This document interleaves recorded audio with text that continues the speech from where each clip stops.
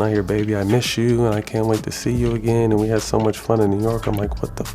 That's Derek's voice. Shaquille O'Neal's alleged involvement with Gilbert Arenas' fiancée, Laura Govan, stands as one of the most notorious relationship scandals ever linked to the NBA. The situation centered on claims that O'Neal had secretly maintained an intimate relationship with Govan, who at the time was engaged to Arenas and shared 4 children with him.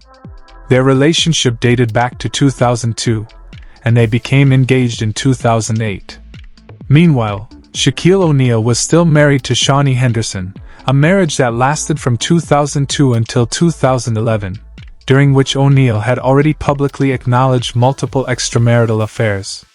The controversy erupted when the YBF published leaked emails in November 2009 that were allegedly exchanged between Shaq and Govan, containing explicit material. This leak emerged at the same time Arenas was dealing with a high-profile suspension related to the locker room gun incident, amplifying the emotional and public fallout. The situation deeply affected Gilbert Arenas, especially when opposing fans seized the moment to ridicule him during games. One notable incident occurred during a matchup with Indiana, where spectators chanted, "Shaq, Shaq, Shaq," as Arenas attempted free throws, causing him to miss both shots. Even children seated behind the bench joined in, turning a basic game moment into a very public humiliation. Arenas later described his confusion and frustration, noting that he hit nothing but the backboard during the attempts because he was completely rattled by the chants. Shortly after the affair rumors surfaced, Shawnee Henderson filed for divorce, with the couple formally separating in 2011. She later opened up about the distressing experience in her 2024 memoir, Undefeated, where she recalled her confrontation with Govan.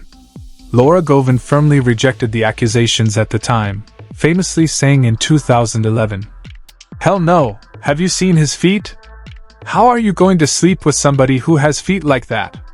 She insisted the emails were fabricated and held to that position for more than a decade.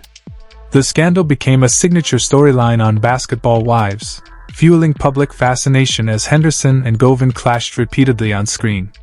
The allegations also placed heavy pressure on Govan and Arenas' relationship, contributing to their eventual separation in 2014 amid contentious legal battles. This saga of alleged infidelity and its personal consequences transitions into the next story, one involving a French point guard whose private text messages brought a Hollywood-style marriage crashing down. Tony Parker, the decorated point guard who helped anchor the San Antonio Spurs dynasty, became embroiled in a scandal that linked him romantically to Erin Barry, the wife of his former teammate Brent Barry. By 2010, Parker seemed to be enjoying an ideal life. He had married actress Eva Longoria in an elaborate 2007 ceremony in France, a wedding that symbolized a glamorous union and made them a favorite celebrity couple.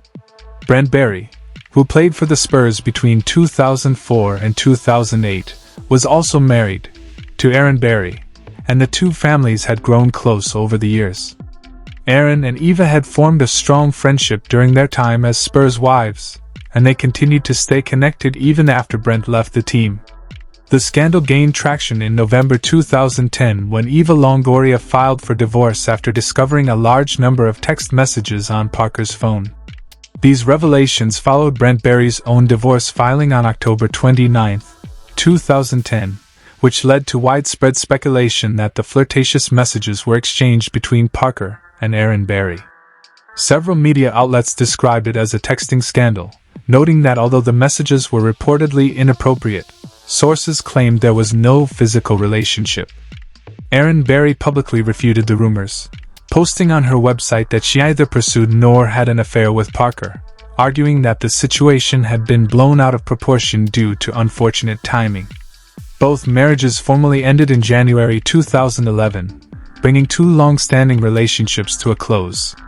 Eva Longoria later discussed the emotional toll of the scandal during a 2025 interview, describing the internal questions and insecurities she battled before regaining her confidence.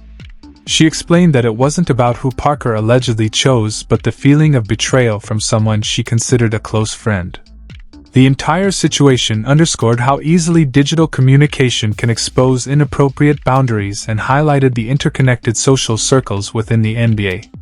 Longoria eventually rebuilt her personal life and remarried in 2016, displaying considerable resilience after enduring such a painful public ordeal. This incident involving suggestive text messages sets the stage for an explosive affair scandal that escalated beyond private betrayal and erupted into one of the NBA's most infamous confrontations. Some NBA controversies simmer quietly, but Derek Fisher's involvement with Gloria Govan triggered a confrontation that exploded with dramatic force. Fisher, a five-time NBA champion and former head coach of the New York Knicks, began dating Gloria Govan in 2015 during the period she was separated from Matt Barnes. The personal stakes were extremely high, because Fisher and Barnes had been teammates on the Lakers from 2010 to 2012, making the situation feel like a profound personal betrayal to Barnes. The tension began during a family trip when Barnes, returning to Los Angeles with Gloria and their twin boys after Memphis training camp, stopped during the drive. During that moment, Gloria's Bluetooth automatically connected, and Barnes overheard a conversation that immediately alarmed him. Barnes later described hearing, "Baby, I miss you and I can't wait to see you again," followed by comments referencing how much fun the speaker had in New York. Realizing it was Fisher's voice, Barnes was stunned. After being dropped off at his condo, Barnes received a FaceTime call from one of his sons, who appeared visibly upset, hiding his face behind a pillow. When Barnes pressed him, the child hesitantly said, "Your friend Derek is over here," indicating Fisher was in the home. A subsequent call to his other son, Isaiah, revealed the boys had just returned from picking up Mommy's friend Derek at the airport. Their confusion about whether Fisher was Daddy's friend or Mommy's friend captured just how tangled the situation had become. Contrary to widely circulated reports, Barnes clarified that he didn't drive 95 miles to confront Fisher but instead drove roughly 15 minutes from Marina del Rey to Manhattan Beach. Upon arriving at the house, he walked into the backyard and immediately saw Fisher with his arm around Gloria. Barnes reacted instantly, punching Fisher and sparking a physical fight.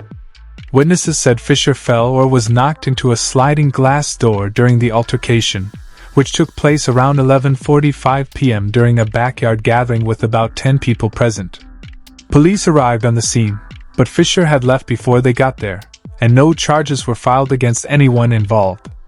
The aftermath included lengthy custody disputes, with Barnes eventually receiving full custody of the twins in 2018.